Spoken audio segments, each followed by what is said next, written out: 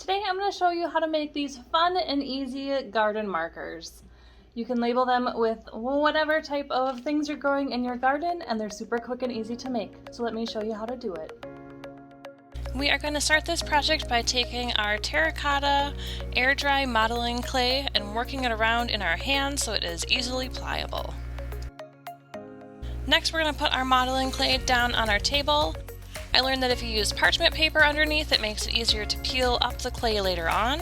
And then take a rolling pin or something smooth and round and flatten out that ball until you get it to about 1/4 inch thick. If you're having a hard time getting it nice and smooth, grab a little bit of water, put it on the top, and then smooth out the top with your fingers. Then we are going to take our Makin's cutter set that are oval, and we are going to use the largest oval shape and cut out as many ovals as we can out of our clay.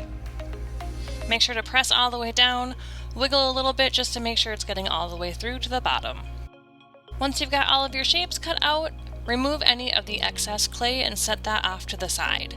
If you're planning on using this clay later, make sure to put it in a bag that is sealed so it doesn't start to dry out on you. The next thing I did was remove the clay from the surface. Again, if you put parchment paper down underneath your clay, this will be a lot easier. I went in with a scraper tool, got it removed from the surface it was on, and then I used my fingers to smooth out any edges. And if you're having trouble with this, you can definitely bring in some more water again and help smooth everything out.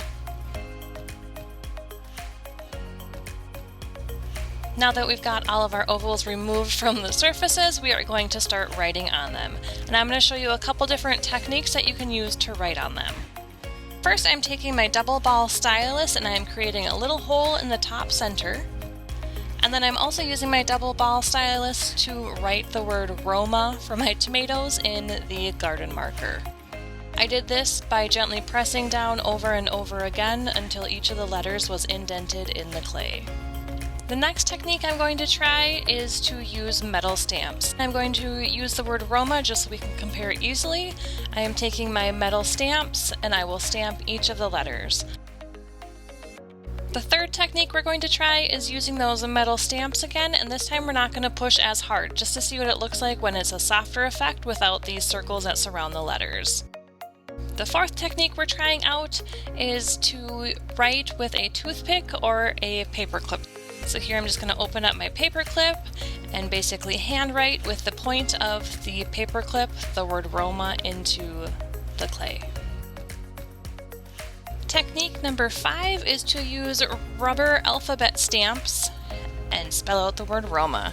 So I used the Stampendous Tiny Alphabet and I placed it on an acrylic block to spell out my word Roma, and then I pushed it into the clay. This one I pushed relatively hard, and then the 6th attempt you're going to see me push it a little bit lighter into the clay. So here's a nice display of all the different techniques I tried out. Once I tried all of them out, I decided that my favorite technique was using the rubber stamps. If you intend on putting these garden markers outside, make sure to seal them with a clear sealer. This will make sure that they are protected from the elements. Once you have all of your garden markers created, you're going to let them air dry for 24 hours. They'll lighten up a little bit in color, and then we are going to add some floral wire to make them stand up. So we are going to bend a little hook on the floral wire, we'll loop the top of it, and then leave a nice long stem that we can put into our flower garden.